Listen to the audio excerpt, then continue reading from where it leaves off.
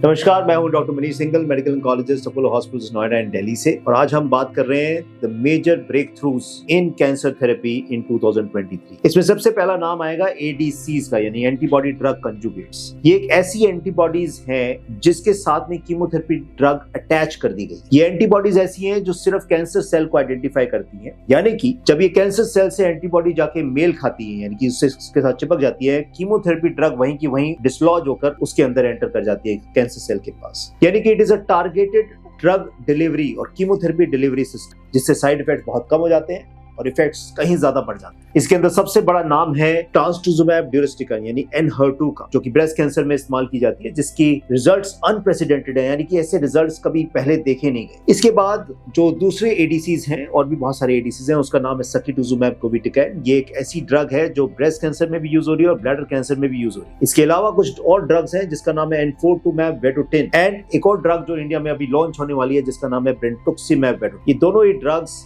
अपने आप में एक अजूबा है। एटसेट्रिस यानी कि एनफोर्टुमैब वेटोटिन हॉजकिन लिम्फोमा में काम आती है, जो CD30 को टारगेट करते हुए ड्रग को कैंसर सेल के अंदर पहुंचाती है। और जो एनफोर्टुमैब वेटोटिन है वो भी इसी तरह की एक ड्रग है जो ब्लैडर कैंसर में इस्तेमाल होती है। इन सभी ड्रग्स के मिश्रण से, यानी कि इनके कॉम्बिनेशन से या इनके सिंगल यूज से अनप्रेसिडेंटेड रिजल्ट्स मिल रहे हैं।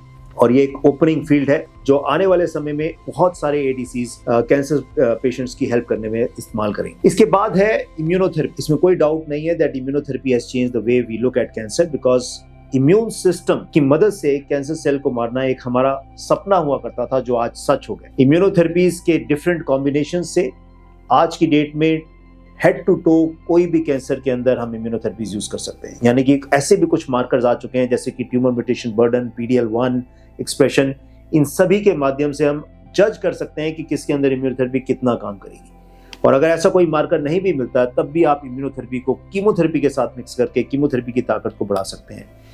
इम्यूनोथेरेपी आप ही का अपने इम्यून सिस्टम को यूज करती है कैंसर सेल से लड़ने के लिए, क्योंकि कैंसर सेल आपका इम्यून सिस्टम, आपका मूल इम्यून सिस्टम कैंसर सेल को as a foreign abnormal cell identify करता है। जैसे कि एक कोविड वायरस को हम एक आर्टिफिशियल वायरस की तरह आइडेंटिफाई करके उसको हटाने की कोशिश करते हैं, वैसे ही आपका इम्यून सिस्टम उसको आइडेंटिफाई करने की कोशिश करता है, जिसको इम्यूनोथेरेपी बूस्ट करती है और उसको मदद देती है कैंसर से पीछा छुड़वाने की। इसके बाद है targeted therapies. Targeted therapies molecular basis के ऊपर निर्भर कर, कैंसर सेल्स का डीएनए आपके नॉर्मल सेल के डीएनए से अलग, उस डीएनए के अंदर ऐसी कुछ म्यूटेशंस हैं जो कैंसर सेल के जीवित रहने के लिए बहुत ज्यादा आवश्यक हैं, बहुत ज्यादा इंपॉर्टेंट है। उन म्यूटेशंस के अगेंस्ट टारगेटेड थेरेपीज साइंटिस्ट ने डेवलप करी है, जिसका सबसे ज्यादा लाभ मैं कहूंगा कि लंग कैंसर में पाया गया है। और भी बहुत सारे ऐसे कैंसर हैं जहां पे टारगेटेड थेरेपीज के यूज से अनप्रेसिडेंटेड और बहुत अच्छे रिजल्ट्स हमें आजकल मिल रहे हैं। Personalised cancer vaccine and CAR T cell therapy, yes, ये भी एक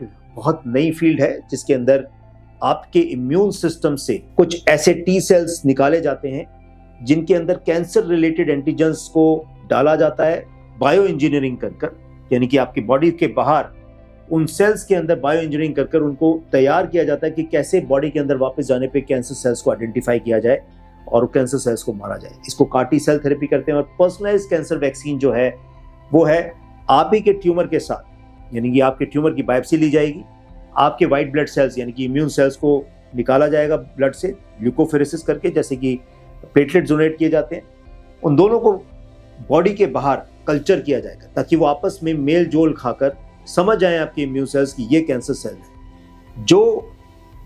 जो इंटरफेस बॉडी के अंदर डेवलप नहीं हो पा रहा उसको बाहर डेवलप किया जाता है और उन्हीं वैक्सीन को तैयार कर आपको दिया जाता है। इसको डेंड्राइटिक सेल वैक्सीन भी कहते हैं और इसको पर्सनलाइज्ड कैंसर वैक्सीन भी कहा जा सकता है। इसके भी रिजल्ट्स काफी अच्छे मिल रहे हैं, बट अभी थोड़ा सा अर्ली फेज है, लेकिन ऐसा लगता है कि डेंड्राइटिक सेल वैक्सीन को अगर आप कीमोथेरेपी के साथ मिक्स करके दें तो शायद कीमोथेरेपी की ताकत बढ़ सकती है और आपके ओवरऑल कैंसर आउटकम्स इंप्रूव हो सकते हैं। और लास्ट है प्रोटोन थेरेपी।